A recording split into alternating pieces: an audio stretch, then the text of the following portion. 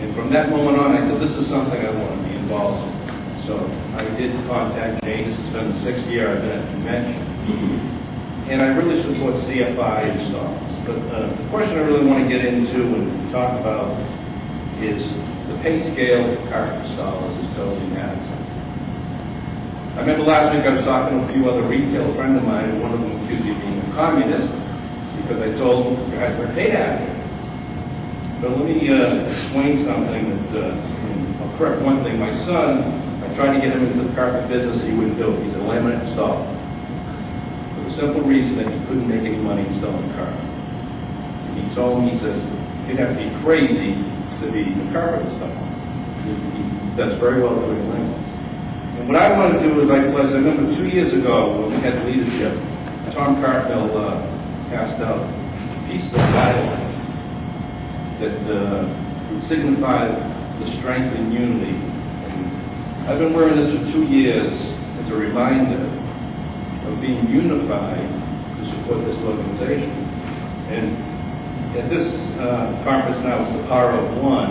What I'm pledging as a retailer, what I can do is to support my organization. I'm part of the Flooring America organization, and they might regret that they put me on their installation committee. And I met with our president last week, and I talked to him about pay scale. This seems to be a taboo thing anytime anyone wants to talk about money. And the simple reason, why don't we see 1,000 installers every year? They can't afford to do it.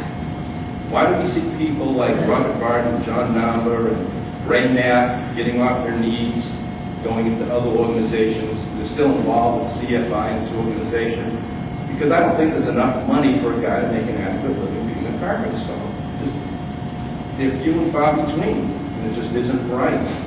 And if we don't wake up as an industry to realize that fact, who's going to be left to install this carpet that they're producing? I remember Bob Shaw one time, I asked him about supporting CFI and how can guys get more money. He said, well, we're producing soft mat carpet. That way you can install more of it. You'll be able to make more money. It wasn't the idea of the pay scale. I mean, retail, it's good to see Chris Davis talking about next, the education we're going to do for retailers, but we absolutely have to address the fact that it's one thing, this predatory thing between retailers and carpet installers, but it's a thing that us retailers have to realize, you guys aren't paid enough. You really are not paid enough. If we could really sit down and go over the website, look at what a guy really truly makes at the end, what he's got to live with, hell, you might as well flip burgers at McDonald's. It's almost like you're going to be crazy to do what you're doing. So it's great to hear that growth floor covering, and I'd love to assist in this because they said, I'm pledging to Flooring America, and I'm going to be kicking a lot of ass, raising a lot of money with that organization. Because if we get together, if they don't address the issue of pay, there's going to be hell to pay. Let me tell you. Because I want to see you guys stay in the business. I want to see you prosper in the business. I want to see you be successful in the business. I want to see that, it'd be nice that you can say, gee, I can afford to come to the convention.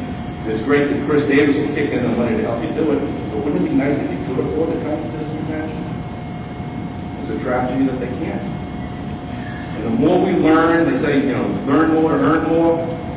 Well, it's kind of true, but the minute that sometimes a retailer will see a CFI installer, he doesn't want to pay any more money.